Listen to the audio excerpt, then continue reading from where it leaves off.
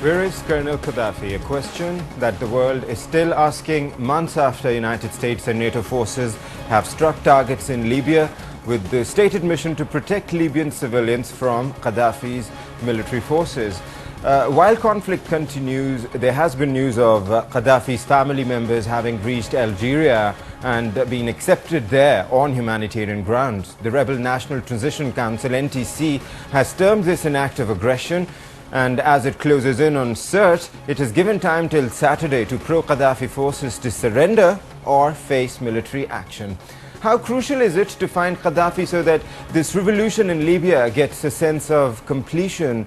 Can rebels be trusted enough to bring about stability and peace after regime change in Libya, or should we expect more bloodshed in the country while many in Tripoli believe that the worst is over? What is next for Libya? That's trending tonight here on the platform. Welcome, I'm your host Vikas Rafiq here in the Islamabad studios of Express 24/7, and I have a panel of distinguished guests to take part in the conversation here in Islamabad. Let me welcome Mr. Aslam Rizvi, who's a former ambassador. Thank you, Mr. Rizvi. It's a pleasure to have you here on the platform. And also sitting next with him is Mr. Imtiaz Gul, a familiar face here on the platform. He's chairman of CRSS and a well-known defense analyst. Welcome, Mr. Gul. Thank you for joining us. Let's cross over now to Washington, D.C., where my colleague from Voice of America, Kaukab Farshori, is present with his guest. Hello, Kaukab. Hello, Vikas. Thank you very much, and welcome viewers to Voice of America's Washington studio. I'm your host, Kaukab Farshori, and as Vikas mentioned, tonight we'll discuss what happens in Libya next. Joining us from Los Angeles is Christian Whiten, former State Department senior advisor and currently a principal at DC International Advisory. With me here in Washington, D.C. is Mark Kotterman, a senior advisor and director of the Program on Crisis, Conflict and Cooperation at CSIS, a Washington-based think tank. He focuses on effective multilateral responses to global issues. And joining us from Tripoli, Libya, for the first few minutes of the program is VOA correspondent Jim Brooke. Thank you all very much for joining us. I'll begin with Jim in Tripoli. Jim, first of all, thank you very much. Now, please describe the scene for us. What's going on in Tripoli right now as we speak? We're watching a large cargo ship come into the port right here. The bottom line is Libya, Tripoli is returning very fast to normal. The checkpoints are disappearing from the streets. There were big lines at the banks. The banks opened today. People could get their Libyan dinar out. So we're seeing the road to Tunisia has opened up, so cargo, food can come in from the shortcut, the highway. I have really not heard of any shooting in the city for the last day or so. The shots you may hear in the background as we're talking are basically rebels celebrating and shooting in the air, and that, of course, will accelerate tonight with the end of Ramadan. What is the sense on the streets there? How relevant or how important it is for the anti-Gaddafi forces to find where Gaddafi is and to take him to task, or they think that their job is done, they have gotten rid of him, and they want to now move on? Well, I think it is very important. For 42 years, he ran this country. He is at the top, at the apex of a command and control system. And he has loyalist troops in Sirte, his native town, which is another port on the Mediterranean east of here. There's a report that he's down in Sabha, which is in the Sahara Desert, where he served in the Air Force before he did his coup in 1969. There's a feeling he really has to be located and taken care of, either brought to trial or go into exile to make sure the last of the officials, military people, surrender. I use the word rebels because really the rebels are now the government, and Gaddafi is a fugitive, and his followers are really now the rebels. Yeah, the people that you refer to as former rebels, or now they are now in a position to even form a government or anti-Gaddafi forces, whichever term we use.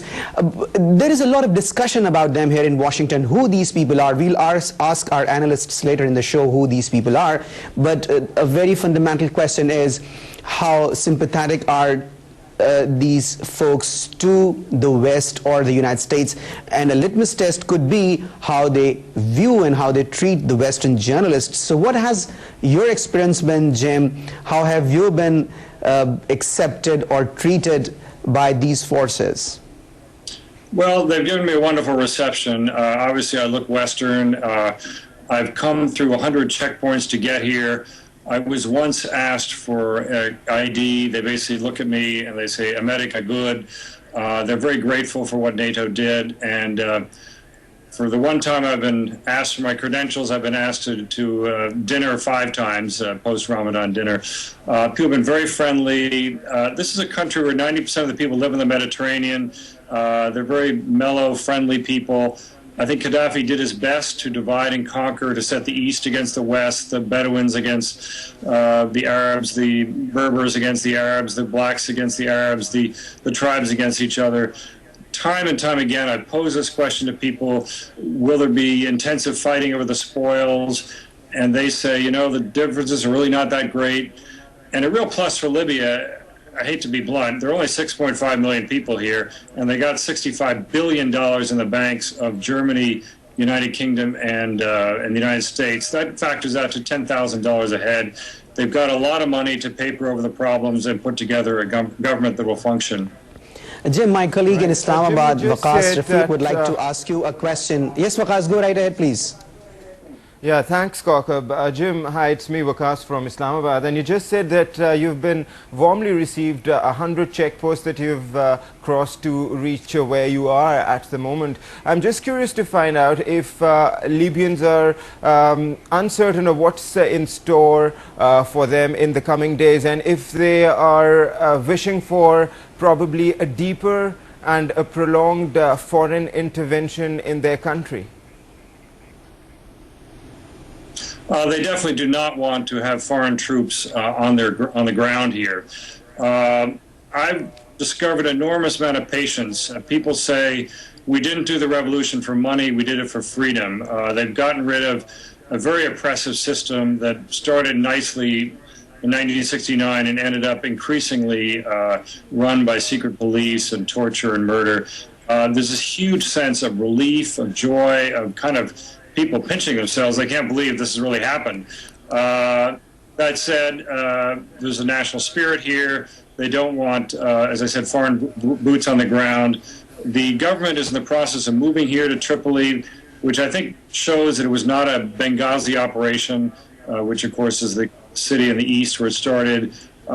So basically, NATO just said today they will continue the bombing raids around Sirte, taking out military targets. I've seen very little bombing damage, frankly. I came in and I saw one very clearly military establishment that was knocked out, very clean hit. The houses on both sides were intact. And so you don't see, this isn't a landscape of heavy bombing at all. Right. So what is being expected now that the National Transition Council's chief has given a deadline till Saturday to the pro-Gaddafi forces? He said that if they do not surrender, then they should brace themselves for military action. Yeah. Well, as you know, in Islamabad, where I've been, you'll be celebrating Eid, and they'll be doing having those celebrations here also. So they're giving them a 3-day breathing room. Obviously, they don't want to have to destroy the city to liberate it.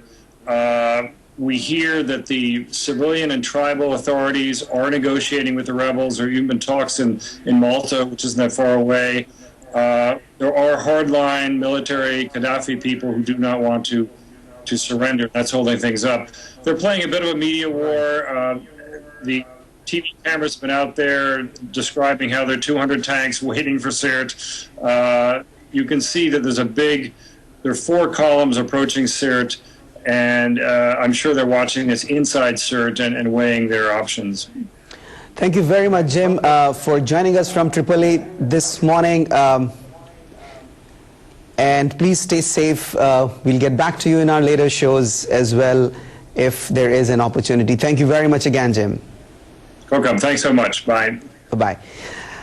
Yes, Mark, I'll turn to you for this very fundamental question of who actually these rebels are, and is the United States better off supporting them?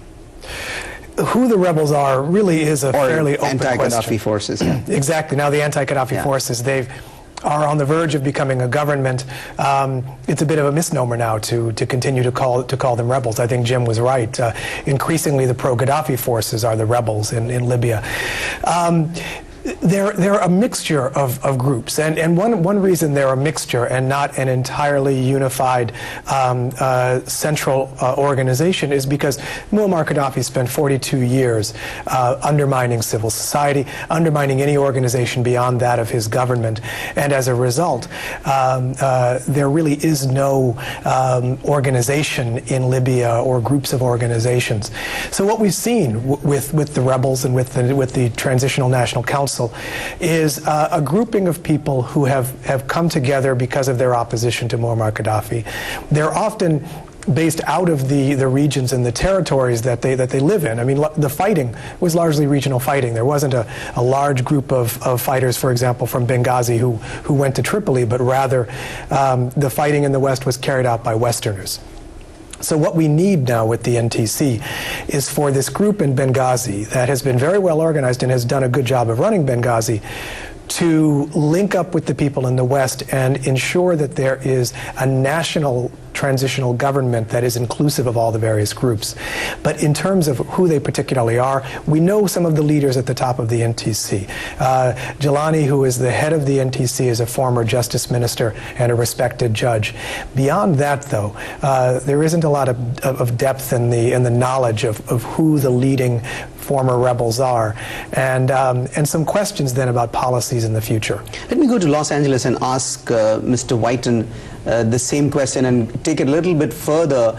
President Obama's critics often say that some of these anti-Gaddafi forces include the elements who are sympathetic to Al-Qaeda or in fact active Al-Qaeda operatives. Do you see it that way? And if that turns out to be the case, it may bring some bad news for the administration.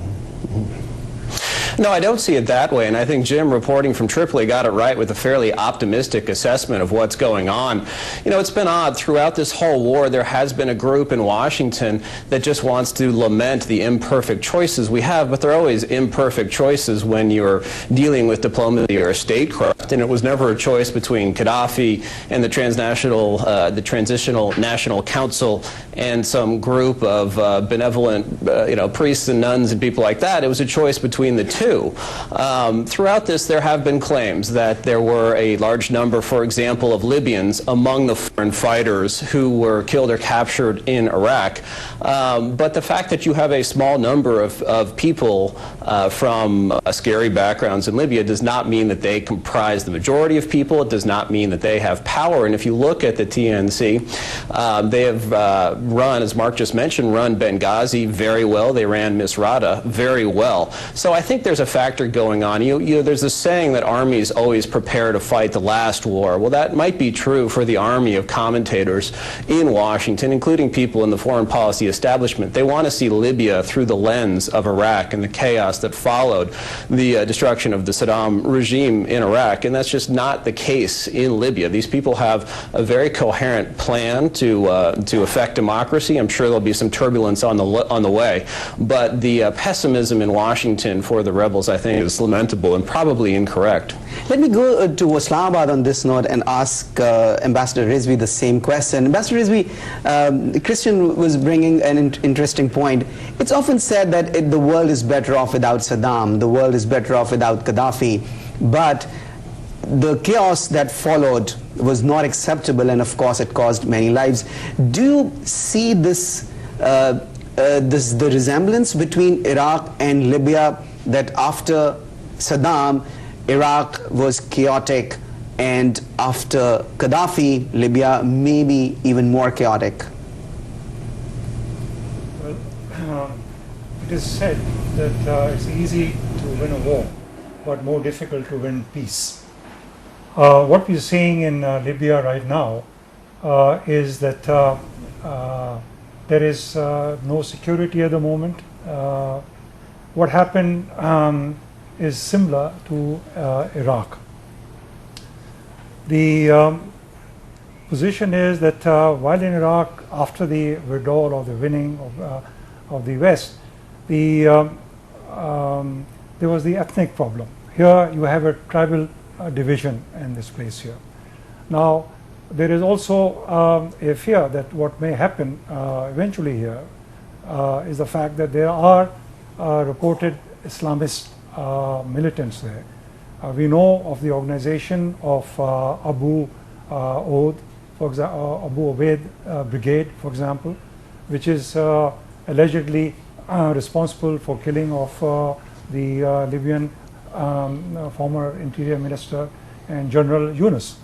So you have a presence of militants also in Libya, and in fact Gaddafi at the outset of the bombings and so on had stated that the objective of the West is to control Libyan oil, and also it is the by proxy of the Al-Qaeda here.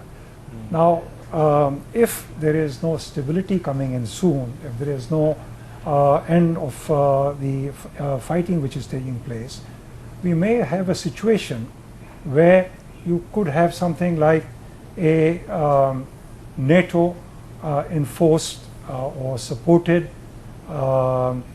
weak and undemocratic government headed by a pliant leader. Yeah, but so far the battling the Islamists. Yeah, so far the mission of NATO has been to protect the civilians, the stated mission, to protect civilians from being killed in Benghazi. Remember, that's when the entire action on the calls of Arab leagues was made. But just a little more on this point, Ambassador Rizvi. Some have already been drawing comparisons, you might find that interesting, between Colonel Gaddafi and Osama bin Laden. And they're of the point of view that these strategies that go after prominent, somewhat charismatic personalities do not often work. They take longer time, and even when you take out these prominent personalities, their support is left behind. For example, when OBL was killed, these people argue Al-Qaeda has been decentralized and spread over many countries. Similarly, in Libya, do you see that problem remaining even if Colonel Gaddafi is captured or is killed in one of those raids?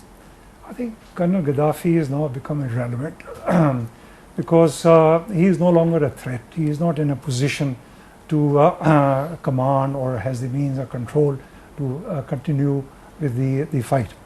I think it's more a case of his survival right now. Yes, there are his tribes, and there is a division in Libya, tribal divisions from there, and one has to see that how this will play out in the future. There is the East and West division very clearly marked there. It remains to be seen whether this ultimatum which is given to them till Saturday they will respond to it or not. Yeah. I have a feeling that they are going to give in. They are going to come to a negotiating table and they will be able to come to some compromise. All right, so that perhaps could mean peace. I just want to bring in Mr. Imtiaz Gul. We heard Jim Brooks in the beginning, the correspondent of Voice of America in Tripoli, and he said that the war is over, the sense that the mood there is of probably the conflict being over. Do you agree, Mr. Gul? Is this announcement of the war being over a little premature? Well, I don't think so. I think this campaign has been underway for so many months, and there are certain factors that basically go in favor of the former rebels and now the emerging, this transition council. The Libyan society is not divided along the sectarian lines the way the Iraqi society had been divided, where the dominant group, that was the Shia, had been disenfranchised by Saddam Hussein.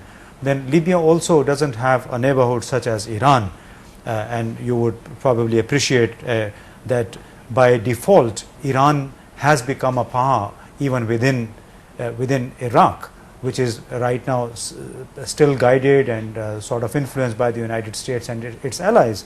So I think there would be some sort of resistance that would come about by the the new opposition groups. Some of the Gaddafi loyalists will probably dissipate and then reorganize themselves as the opposition. But this will be probably a soft opposition, a soft rebellion that the new administration most probably should be able to handle if they manage to overcome these tribal divisions. And so then how would you respond to the question that Kaukab asked in the beginning of the program, how important it is to know who the rebels are? Because remember that the frozen assets would now be released. Some of them are being released already. So do you think it's important to know who the rebels are? Well, as long as they are the sons of soil. I think this basically the entire operation has also raised new questions. That there was no opposition, in fact, because of the oppressive security apparatus that had existed in Libya. I had visited that country about 5 years ago. It was very peaceful, calm country. Of course, there was a lot of security oppression going on. That's why people were very docile. But mind you, it has been a very liberal society. So as long as the people were happy economically, there was no resistance. And it took the United States and NATO 6 months to put together an opposition that was earlier in the initial phase a very ragtag army. And that obviously, as long as these people represent various tribes that inhabit the regions between the west and the east, they will probably find a negotiated settlement, a new interim arrangement before they can hold fresh elections. All right, and our discussion about the future of Libya will continue here on the platform tonight, but when we return after a very short break. Stay with us.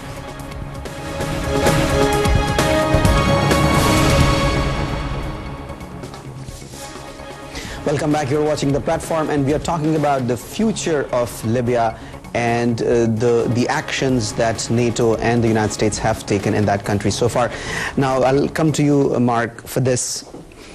In this article, Congressman Ron Paul, and who is also a presidential hopeful, raises this question: are we better off as a nation going into Libya and launching this operation? Has it served the United States in any way? I think it has served the United States, and President Obama made it very clear why the U.S. was going into Libya. He was explicit about saying that Libya is not a vital interest of the United States, but he was also saying that the U.S. has an interest in preventing humanitarian catastrophes. And we had a humanitarian catastrophe foretold here. Muammar Gaddafi was on the gates of Benghazi, or at least near the gates of Benghazi, and was explicitly threatening to hunt down the people who opposed him like rats and kill them. There appeared to be an imminent humanitarian catastrophe, and that was the reason behind the intervention. But I should also point out, President Obama also made it clear that the U.S. was doing this under with a couple of caveats, or with support behind it. Number one, the support of the Arab League. The Arab League had previously supported a no-fly zone in Libya. Secondly, with the support of the UN Security Council, the legitimacy and legality that comes from a Security Council resolution. So in that way... But no congressional approval. But no congressional approval, but then that's not necessary immediately for such an action. There is the War Powers Act that requires the government to report back, and there is an open question and a legal debate as to whether this administration has complied with that or not. But I would say that in terms of vital interests, there's not a question of whether the U.S. is better off or not. In terms of having not sat by and watched a humanitarian catastrophe occur, I think the U.S. did what it needed to do. And I say that having been something of a skeptic as the mission unfolded. While we're on the subject of President Obama, then candidate Obama criticized President Bush for going into Iraq on the grounds that Iraq did not pose a direct threat, it was not involved in 9/11, and it was the policy of regime change, the policy of preemption. How will he sell this when he goes into the election campaign and the same questions are raised? How will he differentiate between his opposition to Iraq, his support to Libya? I think he'll do it in a couple of different ways. One issue on which he criticized the Bush administration was the lack of international legality for the war in Iraq. There was no Security Council resolution that provided for it, and so therefore no international legality under the UN Charter. He sought that out in this case. Secondly, that war was in effect sold to the American people on false grounds, that there were weapons of mass destruction in Libya that imminently threatened us. It was considered to be a vital interest. That turned out not to be the case. The issue here is not trying to shoehorn this into the U.S. vital interests, but rather saying that we have another interest, a broader interest in preventing humanitarian catastrophe. That I think, as the president put it, he doesn't want a week later to have the photographs land on his desk of people who had been killed if the U.S. and the international community working together legally could have prevented it. Let me go to Los Angeles and ask Kristen Whiten the question about what is going on in Libya right now.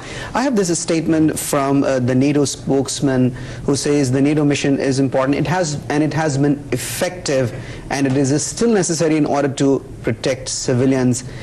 Now, if it has been effective so far, what is the effectiveness of this mission other than making sure that Gaddafi is pretty much out of the equation? Well, so far the strategy of the mission has been, I would say, very erratic and absurd. The justification that Mark just tried to give, very tortured as it was, I think is a case in point. And stepping back and say not only is Congressman Paul wrong in his assessment of Libya, but the Obama administration has been all over the map on this, which creates problems going forward. You know, what do the rebels urgently need from this point on? They need money, their money. It's money that Gaddafi took from them, that belongs to them, that needs to be unfrozen so that they can run Libya until oil revenues come online. And they need some technical assistance, probably, if they ask for it, in things like police, judges, hospitals, schools, things like that. But because the Obama administration has approached this all from a bizarre and complex mixture, not of pursuing American interest in helping the good guys, the rebels, but of this strange humanitarian mission, humanitarian bombings, that's a first. You know, the path forward is unclear, so we're going to have another conference in Paris. You'll have dozens and dozens of diplomats going over there to have yet another meeting. And the primary focus seems not to, you know, help the good guys get over the finish line, but to breathe life into the failed United Nations, into all of these failed bureaucracies and the fabled international community. So rather than release the funds, which we have it in our power, the U.S. and the European governments in the countries where Gaddafi funds are held, to release them, we're seeking a permission slip from the UN. We got that to release $1.5 billion, but billions and billions of more are sitting on the sidelines at the most critical moment when the rebels need them the most. So there is no real strategy in Washington for how to help this. So, Christian, let me understand it better. Your problem with the administration is not the action that NATO took and the United States supported, but the way the war was sold to the American people. Is that what you're trying to suggest? Both were, I think, deeply flawed. The way the war was fought, you know, we're all giving ourselves a pat on the back for air power, saying it's NATO air power. In fact, more than 75% of the resources came from the United States and U.S. taxpayers. NATO can do virtually nothing without the U.S., and this gets worse every year since European governments are cutting back on the funds. But not being clear that we wanted the rebels to win, saying we were just trying to provide prevent a humanitarian catastrophe. The fact that we got a permission slip from the UN Security Council, sort of, but didn't consult the U.S. Congress, which has led to a position in Washington where there is absolutely no support, frankly, for expending funds or providing technical assistance and things like that to the rebels. So, you know, the administration's lack of experience in foreign affairs, their desire, first and foremost, to breathe life into the United Nations rather than to promote the interests of the U.S. and its allies and others in, you know, as part of a civilized order, I think is becoming apparent. On this note, I have to go to Islamabad, but for the sake of fairness, I'll give Mark just 1 minute to respond to what Kristen has just said, because he challenged your logic behind supporting us. Sure, and I think Kristen's made a number of interesting points, but the basis on which he seemed to rest his argument is the U.S. should pick good guys and bad guys around the world and decide whether it's in its interest to engage militarily and overthrow regimes we don't like. And we saw 10 years of that with the Bush administration, or 8 years of that, I should say, with the Bush administration, which has now resulted in 10 years of war, which didn't work. In effect, U.S. allies wanted to go to the UN Security Council. We didn't make this decision. The rebels made the decision. No, exactly. Rebels made the decision to rise up against Muammar Gaddafi. Rebels called for international community support. The U.S. allies that Christian refers to wanted to do so through international law and not unilaterally, and the U.S. is working through an international community that absolutely is flawed and imperfect, but is better than a lawless finding enemies and overthrowing them as we dislike them around the world. Let me ask Mr. Gul this question. Mr. Gul, this issue of not having a concrete, coherent policy in place is not new. It's deja vu all over again. It was said for Afghanistan, it was said for Iraq, that the United States and its Western allies were groping in the dark and finalizing a policy, a strategy through a process of trial and error. Now, do you see it that way too, or do you see that Libya is less complex than the recent wars that the United States has fought in Afghanistan and Iraq? Well, I would say that Libya is less complex. But Kokab, I think because your program is titled Libya, What Next, I think we also have to look at the implications that this entire US-led mission has entailed over the last 6 months, 6-7 months. I know this has raised very, very fundamental critical questions in countries such as Pakistan. Basically, the primary question is, does a US-influenced UN security resolution legitimize an action against somebody with whom every country has been dealing for commercial deals? Now, the second question is, who is a rebel? As I said earlier, the second question also is a very, very important question, whether the international community led by the United States and the United Nations is ready to undertake its own accountability. We were talking about the billions of dollars that Gaddafi might have stashed away. So here's a fundamental question, that a number of despots or rulers like Saddam, like Gaddafi, like Shah of Iran, they stashed away billions of dollars, still ended, their families, they themselves, many of them ended up, even General Pervez Musharraf, for that matter, Altaf Hussain, the MQM leader, they ended up living in London or in Washington. They get approval there, they get stays there, also acquire properties. But the West then continues to attack corruption in the very countries where these rulers had been calling the shots all the time. So the fundamental issue is whether there is there's going to be any international mechanism to take back the money that these despots, through their corruption, take away from this country, stash it, and then their families live off it, and then basically return it to the country from where this money belongs. And for this to happen again, it's important to find out, as you also just pointed out, who the rebels are. But some are saying, Mr. Gul, that the assumptions that were made before going for intervention in Libya, some of them are incorrect. Probably the comparison that was drawn between Iraq and Libya, and that's why we saw a change in the kind of military strategy that was adopted for Libya. Do you agree? Well, yeah, there were assumptions probably were wrong. A lot of hard power was used, which was not necessary at all. It's a very small country. It's divided along the tribal lines, and I think a little more economic pressure probably would have done the trick. NATO didn't have to bomb targets in Tripoli. NATO didn't really, the British intelligence, the American and other intelligence service really didn't have to jump into the fray and prepare what they call the rebel force right now. Right, and Ambassador Rizvi, do you think that it's going to be easy for whoever comes into power after Gaddafi to cater to the Libyans, the people to whom their country is very important? It might not be important to the world, the country of Libya, but for the Libyans, of course, it's their country, it's very important. Do you think there are enough political forces there who could come into power and replace the regime of Gaddafi and cater to the Libyans? Well, I like to pick up also on this issue of the excessive use of force, perhaps by the NATO forces for Libya. There were offers of mediation. Even Gaddafi had at one time had offered ceasefire to negotiate. It was turned down. Perhaps if the West, and particularly the United States, had used its influence along with the European Union to provide greater pressure and on Libya for ending the civil war, rather than using the military means that might have been useful. Now, the situation in Libya right now is that the economy is in total shambles. The lifeline supply, the oil industry is totally in a mess.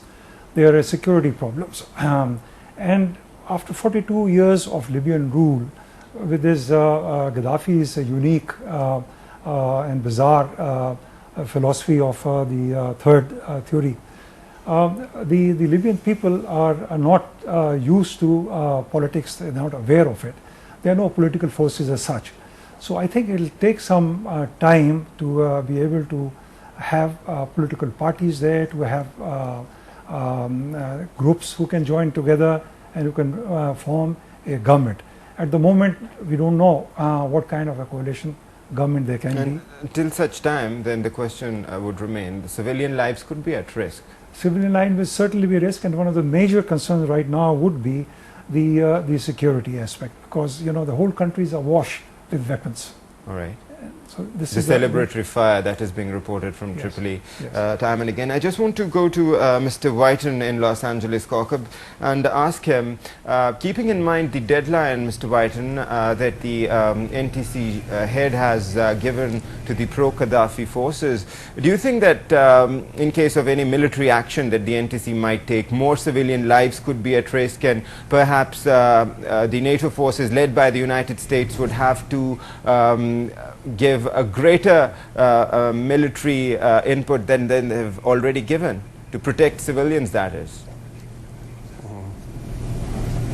I think you should be prepared for the worst, which is that any offer of a ceasefire by Gaddafi or pro-Gaddafi forces will be false. It was mentioned that there have been a number of times where those have been offered, but they've always been fake offers. They've been ceasefires that were offered followed by military action.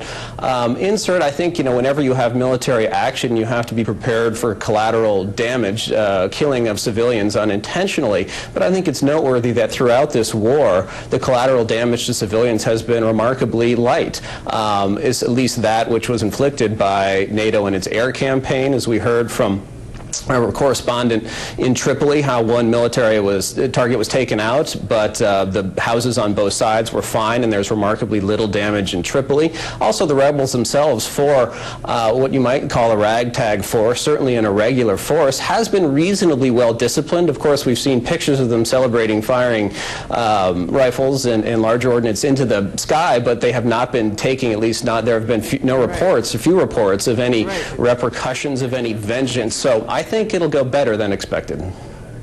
Do you feel that there's no longer any threat to civilian life there then? Yes, Waqas.